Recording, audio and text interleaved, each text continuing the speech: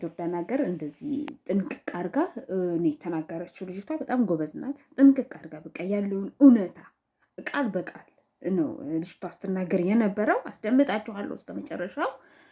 በነገራችን ላይ የማዳም ቅመሞች ጆርዳን መምጣት የምትፈልጉ ልጆች እኔ ከዛሬ 5 ዓመት በፊት ቪዲዮ ሰርቻለሁ፣ ገብታችሁ ማየት ትችላላችሁ። አትምጡ ጆርዳን ሀገር እያልኩኝ አትምጡ እያልኩኝ ማለት ነው። ደጋግሜ ነው የሰራሁት። አሁንም ይመጣሉ። አሁንም ምን ታስቢያለሽ ይላሉ። ግን እውነታውን የምታገኙት ልክ እቺ ልጅ ከተናገረችው አንጻር በቃ ያለው ነገር ነው።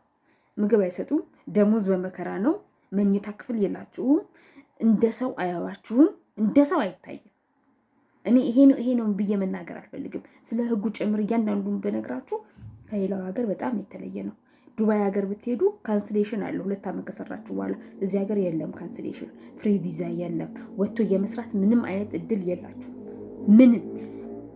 እንደውም ህብረተሰቡ አንቺ ሰራተኛ መሆንሽን ነው የሚያንጸባርቀው። ምንም ከነሱ በታች እንደሆንሽ አድርጎ ነው የሚያይሽም የሚያሳይሽም፣ ህጉም ጭምር ማለት ነው። አገልግለሽ ከነሱ ምንም አታገኝም። ደም ተፍተሽ ምንም ሳታገኛች ደሞዝሽን ይዘሽ ወደ ሀገርሽ ለመመለስ ካልሆነ በስተቀር ማለት ነው። እሱንም በስነ ስርዓት ከከፈሉ ነው። ደሞዙ ዝቅተኛ ነው። ደሞዙ በጣም ዝቅተኛ ነው። አሁንም ይመጣሉ። በደላላ የሚመጡት እዚህ ሀገር ነው። በቢሮ የሚመጡት እዚህ ሀገር ነው።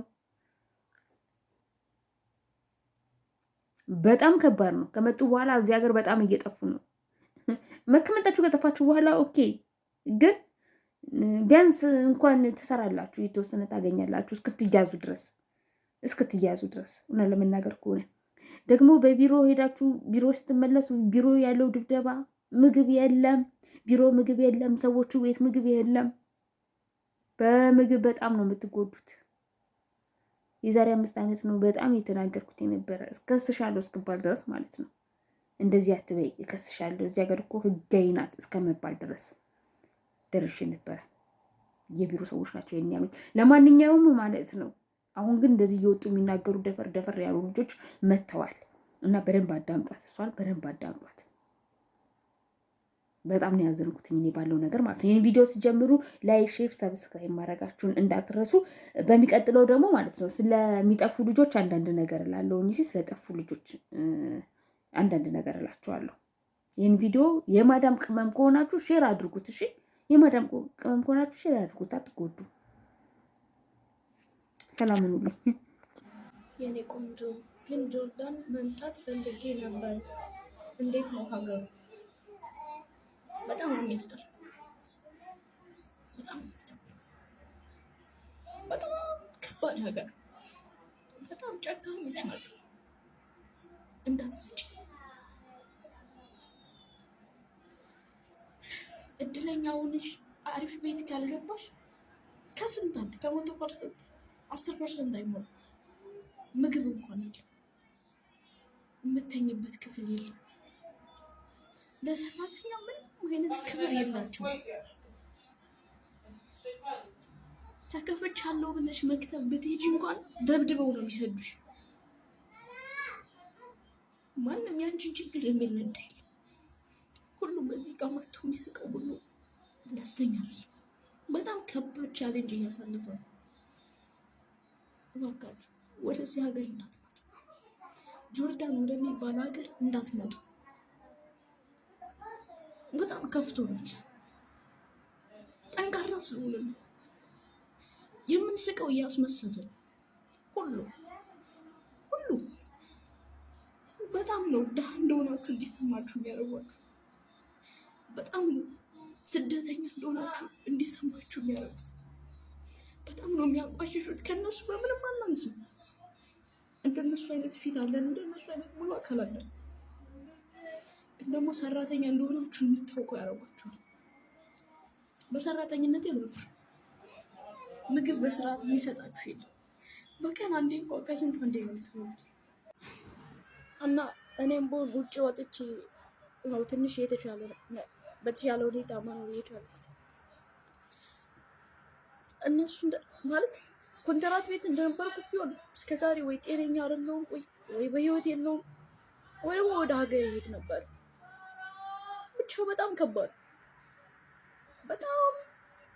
ብዙ ቻሌንጅ አሳልፌያለሁ።